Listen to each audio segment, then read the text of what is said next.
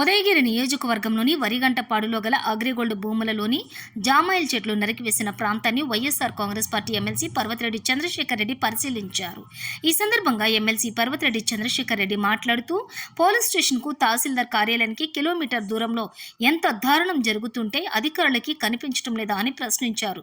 అగ్రిగోల్డ్ భూముల్లోని జామాయిల్ చెట్లు నరికి సొమ్ము చేసుకున్న ప్రతి ఒక్కరి చేత తిన్న సొమ్మును కక్కిస్తామని హెచ్చరించారు. తన జీవితంలో ఎంత దుర్మార్గమైన పాలనను ఇంతవరకు చూడలేదని అన్నారు. కార్యకర్తలను నాయకులను కంటికి రెప్పలా కాపాడుకుని వైఎస్ఆర్ కాంగ్రెస్ పార్టీని తిరుగులేని శక్తిగా నిలిపేందుకు జగన్మోహన్ రెడ్డి కృషి చేస్తున్నారని చెప్పారు. రాబోయే రోజుల్లో నాయకులు కార్యకర్తలు తలెత్తుకుని తిరిగేలాగా జగన్మోహన్ రెడ్డి పరిపాలన ఉండబోతోందని తెలిపారు. మాట చెప్పాడు అంటే దానికోసం ఎంత దూరమైనా వచ్చే దమ్ము ధైర్యం కలవాడు మన నాయకుడు జగన్మోహన్ రెడ్డి అని కార్యకర్తలందరికీ గుర్తు చేశారు. ప్రజలు తెలుగుదేశానికి 164 సీట్లు ఇస్తే ఈ రోజు ఆ పార్టీ ప్రజా విశ్వాసం కోల్పోయి ప్రజాగ్రహానికి గురవుతుందన్నారు. ఆ రోజు దోచుకోవడానికి అధికారంలోకి వచ్చామన్న విధంగా ఆ పార్టీ వ్యవహరిస్తుందన్నారు. ఈ ప్రభుత్వం ఎక్కువ కాలం సాగదని తెలుగుదేశం పార్టీకి ప్రజలు బుద్ధి చెప్పే రోజు దగ్గరలోనే ఉందన్నారు. వైఎస్ఆర్ కాంగ్రెస్ పార్టీ నాయకులు కార్యకర్తలు అధైర్యపడవద్దని, కార్యకర్తలకు ఎలాంటి ఇబ్బంది జరిగినా వారికి అండగా నిలబడి పోరాటం సాగించేందుకు పార్టీ ఎప్పుడూ సిద్ధంగా ఉంటుందని భరోసా కల్పించారు. పార్టీ కార్యకర్తలు నాయకులు చంద్రశేఖర్ రెడ్డిని ఆప్యాయంగా పలకరించారు.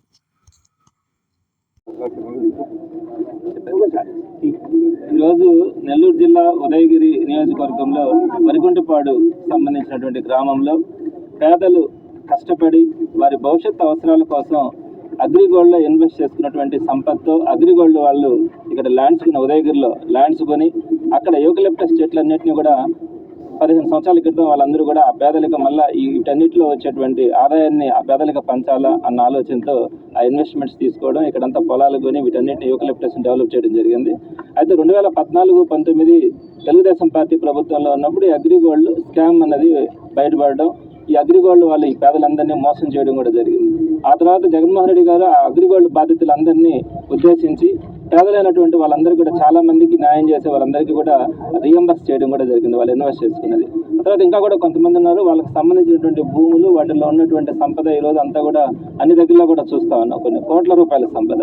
అయితే ఇక్కడ ఉదయగిరి నియోజకవర్గంలో పట్టపగలే, ఇదేం అడవి కూడా కాదు, ఇదొక మంచి గ్రామం. ఈ గ్రామాల్లోనే పట్టపగలే అందరూ చూస్తున్నాం కానీ ఇదంతా కూడా పేదలకు సంబంధించింది. దీన్ని మళ్ళా ఆ పేదలకు పంచాలన్న ఉద్దేశంతో గవర్నమెంట్ సిఐడికి అప్పగించినటువంటి ఆస్తిలో నుంచి పట్టపగలు వీటన్నింటినీ కూడా లారీలు పెట్టి మొత్తం ఈ యూకలిప్టస్ అంతా కూడా కొట్టి తీసుకెళ్లి వాళ్ళు అమ్మేస్తా ఉంటే ఇక్కడ ఉన్నటువంటి రెవెన్యూ సిబ్బంది కానీ పోలీసులు కానీ వీరంతా కూడా ఏ విధంగా ఉపేక్షిస్తా ఉన్నారు, ఏ విధంగా కామ్గా ఉన్నారు కూడా అర్థం కావట్లే.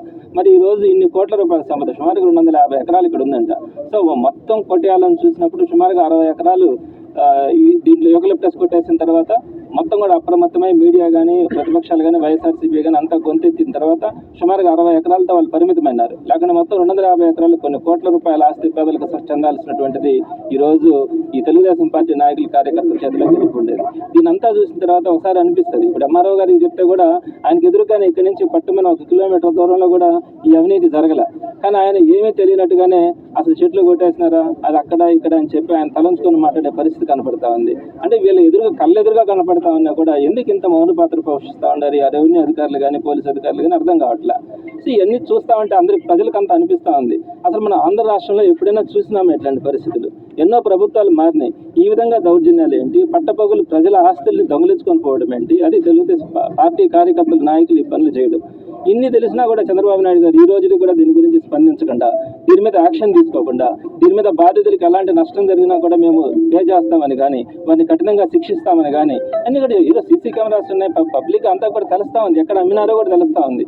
మరి దీని మీద తెలుగుదేశం పార్టీ చంద్రబాబు నాయుడు గారు కానీ ఇటు లోకేష్ గారు కానీ ఎందుకు స్పందించట్లేదు, ఎందుకు యాక్షన్ తీసుకోవాలని మాట్లాడట్లేదు? ఈ విధంగా చేసిన దానివల్ల రేపు పొద్దున ఇంతకు పెద్దల గోవర్ధన్ రెడ్డి గారు చెప్పినట్టు ప్రైవేట్ ఆస్తుల మీద కూడా వస్తారు, ఇళ్లలో పడుకొని ఉంటే కూడా వస్తారు, తీసుకుపోయినా కూడా దిక్కులేని పరిస్థితి వస్తుంది.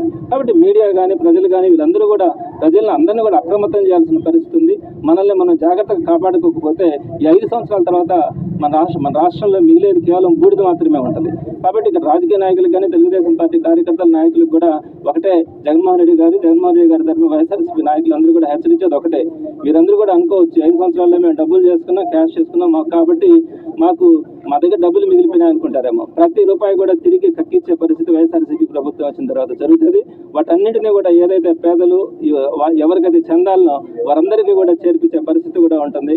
అదేవిధంగా ఈ రోజు ఈ సంక్షేమ పథకాలు ఇవన్నీ ఎగ్గొట్టి ఇంకేముందిలే, ఇంకా మాకు 5 సంవత్సరాల తర్వాత మా ప్రభుత్వం రాదు, అన్ని చేసినటువంటి జగన్మోహన్ రెడ్డి గారినే గెలవలే కాబట్టి మనకి గెలిచే పరిస్థితి కూడా లేదని చెప్పి ఎక్కడికెక్కడ పార్టీ కార్యకర్తల నాయకులు పైనుంచి కింద దాకా ప్రతి ఒక్కరు కూడా దోపిడీకి వారందరూ కూడా చూపిస్తున్నటువంటి దారి మనం ఈరోజు చూస్తా ఉన్నాం.